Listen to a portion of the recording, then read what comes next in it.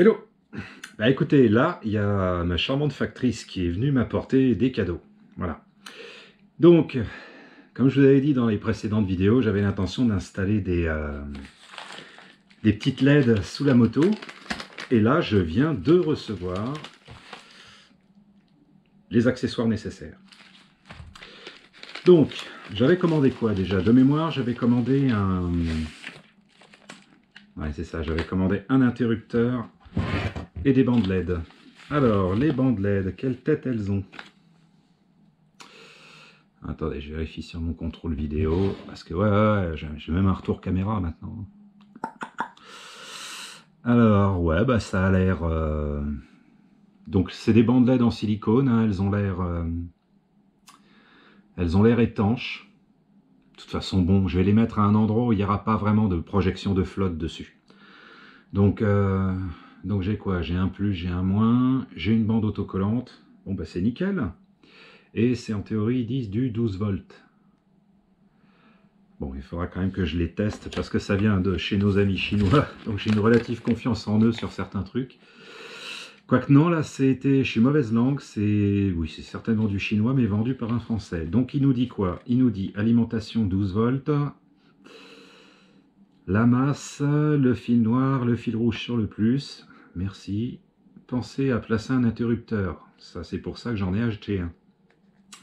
Et en plus, j'en ai acheté un qui est pas mal du tout. Alors. Donc, du coup, j'en ai pris 4. J'en ai pris 2 x 2. Pourquoi? Parce que je me suis dit, je pense que 2 vont suffire. Sincèrement, parce que c'est des diodes en 12 volts. Donc, à mon avis, je vais les tester. Là, on va les allumer. Je dois avoir un transfo 12 volts qui traîne quelque part. Je vais les tester, mais je pense que 2 vont avoir la puissance suffisante pour éclairer le moteur comme j'en ai envie. Donc par rapport, imaginez là, vous avez le réservoir, et il y a 2 grosses barres latérales, on les voit dans la vidéo du Custom 1, parce que j'avais viré le siège, j'avais viré plein de trucs, et en fait ces 2 grosses barres latérales, on les voit, et par-dessous, en fait, on voit le moteur. Donc je vais les accrocher de chaque côté, et puis après je vais faire un petit système avec un interrupteur. Et l'interrupteur, il est... Ouais, je crois que c'est celui-là. Alors, j'ai pris un truc qui est rigolo. J'ai pris un...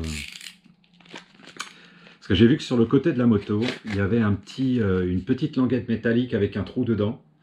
Et à mon avis, je me suis dit, peut-être y placer un interrupteur. Il faudrait peut-être éventuellement retarauder un petit peu le trou pour que ça rentre mieux. Mais ça reste encore faisable. Sinon, j'ai la possibilité de pouvoir le mettre ailleurs. Il n'y a pas de souci. Alors, quelle tête il a? Il avait une belle tête en photo.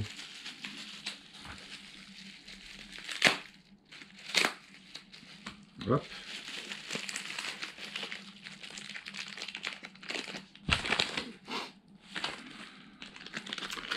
Effectivement, il a une belle tête, même en vrai. Voilà. Donc je m'étais dit que sur le côté de la moto, ça pourrait être rigolo d'avoir cette espèce d'interrupteur. Bon là, il est pas serré, donc c'est pour ça que ça brinque-balle un peu. Mais si on le serre, voilà, il a une bonne tronche. Vous voyez, clic, clic, avec le petit cache. Je trouvais ça plutôt rigolo d'avoir ça, quoi. Puis ça évite les mouvements intempestifs avec la jambe, éventuellement, comme j'ai l'intention de le mettre un peu sur le côté droit de la moto. Du coup, et alors chose rigolote, en fait, ici, il y a une petite diode qui s'éclaire théoriquement en bleu, d'après ce que j'ai vu sur la doc. Donc, tout ça devrait me suffire à faire mon... Ça, c'est quoi? Ça, c'est la masse ou... Non. Si, ça doit être la masse. Ouais, c'est ça. Donc, il peut accepter jusqu'à 20 ampères et 12 volts. Donc, ce qui correspond à peu près à une batterie de voiture ou de moto. Je crois que c'est dans un truc de tuning, je crois que c'est un truc de tuning voiture, je crois. Et puis de toute façon, au pire, si cette espèce de cache là à la noix, il me saoule, je me suis dit qu'au pire, on le vire, quoi. Voilà. Si je veux quelque chose de plus discret, parce que ça, effectivement, ça c'est dans la rue, c'est le piège à crétin, ça. Ça, le mec, ah, c'est quoi le truc, machin, ah, ça éclaire.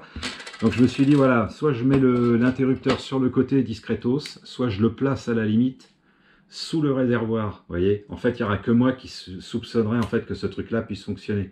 Parce que je me suis dit, si je le mets à l'extérieur, Ça, c'est clair, ça va être un appel pour tous les crétins qui vont vouloir appuyer dessus. Donc, voilà. C'est pour ça que j'avais prévu, en le choisissant, en fait, j'avais prévu toutes ces options.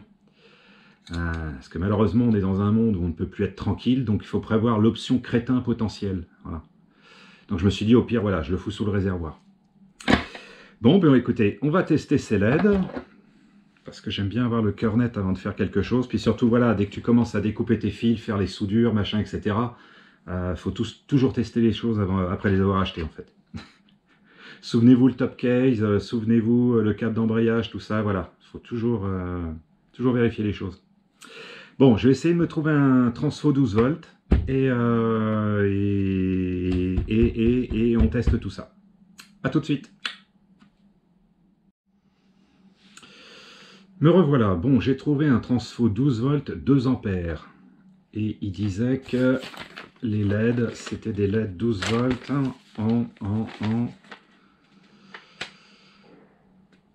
c'est pas précisé.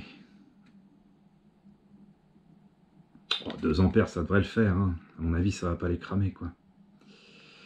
Ah, pour une installation sur véhicule, nous vous conseillons vivement de débrancher la batterie pour éviter tout risque de court-circuit et autres. Attention, ces LED sont très puissantes. Ces LED ne sont pas des jouets. En regardant de près directement le faisceau, vous risquez de vous brûler la rétine. Ouais, bon, faut pas déconner non plus, c'est pas des rayons laser quand même les trucs, quoi. Bon, je vais quand même faire gaffe. Alors, on branche le transfo. Clac. Alors attention, si vous voyez d'un seul coup que je me mets à hurler en me traînant par terre dans d'atroces souffrances, c'est qu'il fallait pas les acheter, celles-là. Alors, je m'en fous, de toute façon, je vais tourner le faisceau vers vous. Alors, plus et moins sur ce genre de prise, c'est comment déjà? Je crois que le plus est au centre. Donc, hop. Alors attention, je vais peut-être vous brûler les yeux. Oui, faut pas déconner non plus, quoi. Hein, bon, elles font que 2 ampères, cette alimentation. Je pense que sur une moto à 12, enfin sur une batterie de moto, enfin je regarde, mais je crois que c'est 12 ampères, je crois, une batterie de moto. Bon, est-ce que ça chauffe? Ça n'a pas l'air. Ça n'a pas l'air, ça n'a pas l'air. Bon, ben cool.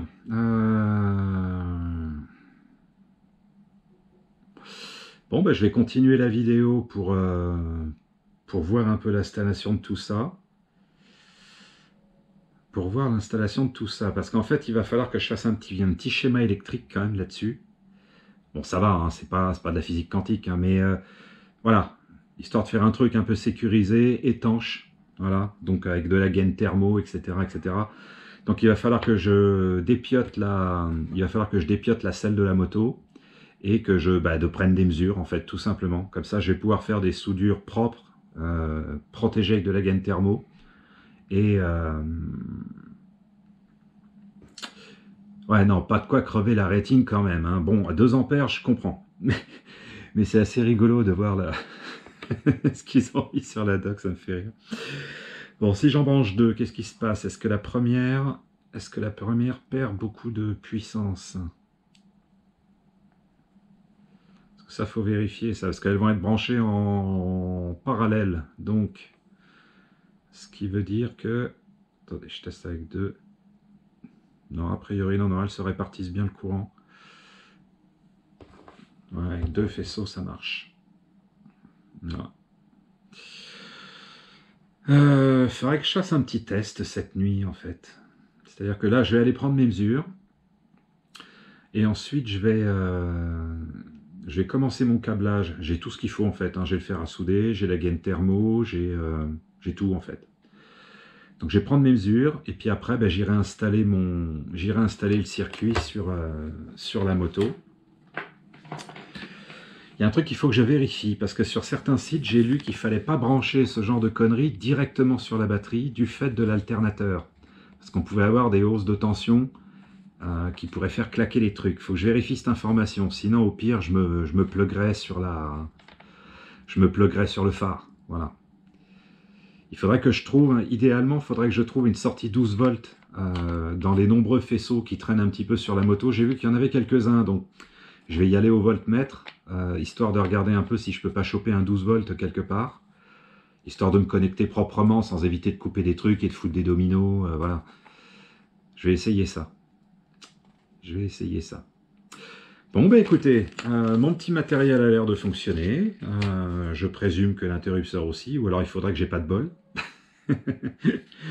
Mais sinon, vous voyez, avec les petites LED là, ouais, je pense que ça va être sympa, un petit éclairage rouge comme ça sur le moteur. Je pense que ça peut être bien. En plus, non, les trucs m'ont l'air plutôt de bonne qualité, vous voyez, enfin, je sais pas si on verra sur la vidéo. Attendez, je me contrôle moi-même. Voilà, vous voyez, ils ont mis de la gaine thermo pour finir proprement les trucs, histoire que ce soit vraiment bien étanchéifié. Donc je pense que ça posera aucun problème de plugger ça sur la bécane, quoi.